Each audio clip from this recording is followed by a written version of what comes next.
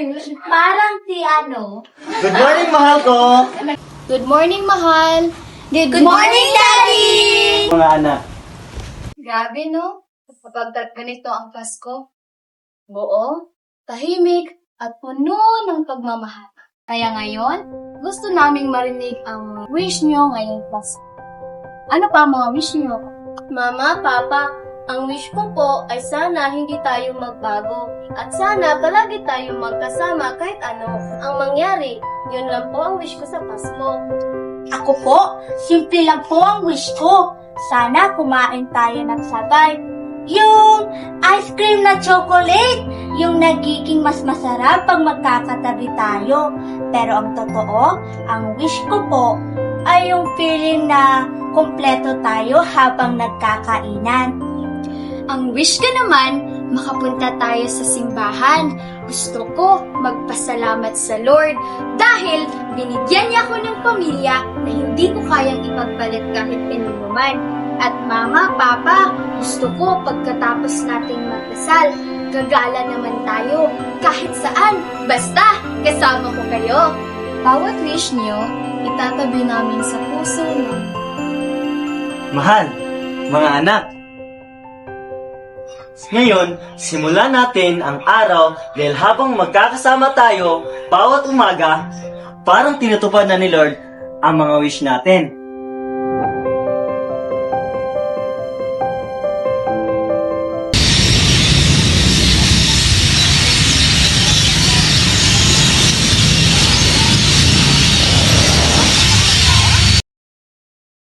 Mga anak, nandito tayo sa loob ng simbahan ha, kaya huwag kayong makulit.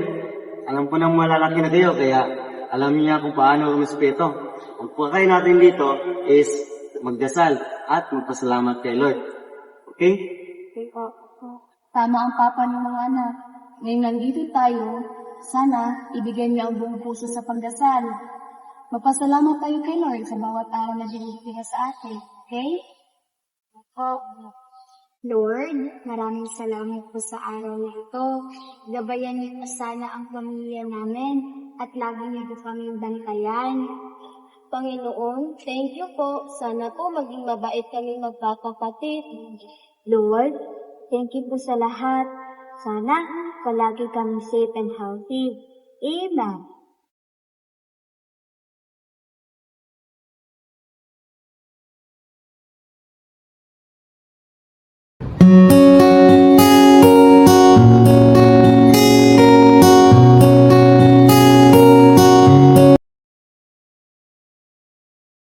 Patay ang mag-asawang negosyante sa Pampanga matapos pagbabarilin ng riding in tandem habang nasa loob ng sinasakyang pick-up. Ang pagbuntot ng mga sospek at pamamaril nasa pulpa sa CCTV. Kung titingnan itong sasakyan ng mga biktima, magkabilang bintana ang may tama ng bala. Kaya hinala ng mga pulis, posibleng parehong target ng riding in tandem ang mag-asawa.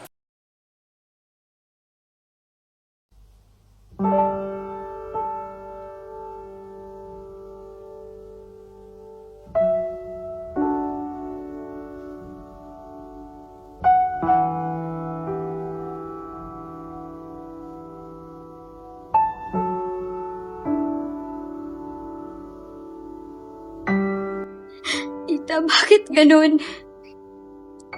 Bakit lahat ng mga mahal ko sa buhay ay kinuha sa isang iglap? Di ko na alam kung paano kami mabubuo muli. Miss ko na yung mga tawa at mga payo nila. Miss ko na si Mama at Papa. Tita, hindi ko alam kung paano ako magiging matatag. Bawat araw may hinahanap akong boses na hindi nababalik pa. Sana pwede pang ibalik ang dati, kahit sandali lang. Minsan po, naiisip ko, bakit hindi nila kami hinintay? Ang dami pa namin hindi nasasabi. Ang dami pa namin dapat maramdaman kasama sila. Tita, Ang hirap pong tanggapin. Alam kong napakasakit ang nangyari sa inyo. Hindi niya pinapahamak ang isa, kundi tinuturuan niya kayong lumapit sa kanya. Kaya kahit nalulugmok ang mundo, kahit na puno ng sakit, may lakas dyan sa puso niyo na hindi niyo pa nadidiskutin. Kapag kayo'y nagdarasal, nagmamahalan, at nagtutulungan, dyan niyo makikita ang liwanag ng Diyos.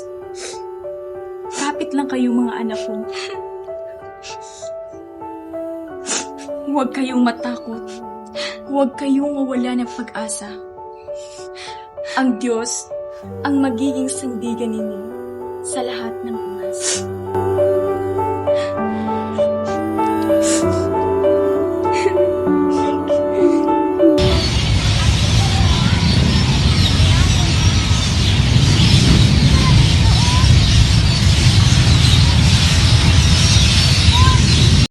Lord, bakit kami? Bakit kinuha mo ang dalawang pinakamahal namin sa buhay? Bakit sa lahat ng tao? Bakit kami? Iniwan mo kami sa gitna ng dilim. Iniwan mo kami sa mundong puno ng sakit. Puno ako ng galit. Puno ako ng talong. Puno ako ng pagkukulila. Miss ko na yung yakap ni Mama at Papa. At hindi na may babalik yun. Paano na nagkabi? Paano na yung mga kapatid ko? Lord, natakot po ako. Hindi ko po alam kung ano mangyayari sa amin. Ngunit gusto ko pong maniwala sa iyo. Tulungan niyo po kami maging matatag. Na huwag mawalan ng pag-asa. At ipakita niyo sa amin na kahit wala na sila, ang puso namin ay pwede pa rin punuin ng inyong pagmamahal at gabay. Lord, hindi ko alam kung bakit kami. Hindi po namin alam kung paano kami tatayo muli. Puno po ako ng takot at pangungulila. Lord, miss na po namin yung tatay at nanay namin. Sana po, kahit wala na sila dito, ikaw po ang magsilbing gabay namin sa araw-araw.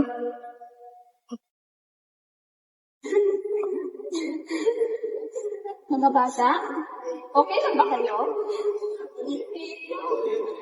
Pasensya na kung bigla akong dumating dito. Narinig ko lang kasi yung mga pagsiyak ng bayan langitan ko kayo.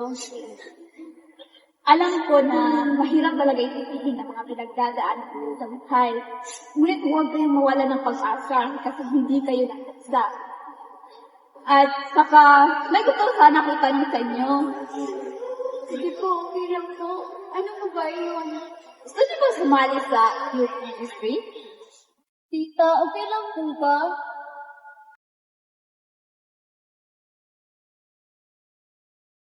Naiintindihan ko yung mga nararamdaman ko. At gusto ko sana kasali kayo sa youth ministry kasi dito, matutunan yung magdasal sama-sama, magbahagi ng pag-asa, at maramdaman ang gabay ng Diyos sa inyong buhay. Sige mga bata, mauna na ako sa inyo. Sige po, salamat.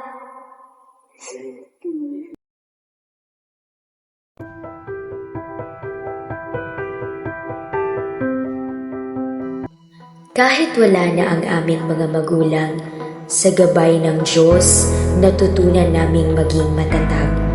Sa bawat hakbang, sa bawat pagluha at sa bawat panalangin, ramdam namin ang Kanyang presensya. Ngayon, masaya kami sa bawat araw na kasama namin ang youth ministry. Naglilingkod, nagmamahalan, at nagbabahagi ng pag-asa sa iba.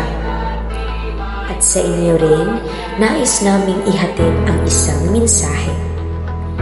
Kahit ano pang pagsubok ang dumating sa buhay, huwag ninyong kalimutan na may Diyos na laging gumagabay, nagmamahal, at hindi kayo iiwan. Manalig kayo, magtiwala at patuloy na manalangin dahil sa Kanya kahit anong pinakamadilim na araw ay pwede pang maging liwanag. Ito ang aming kwento na pinamagatang Pananampalataya.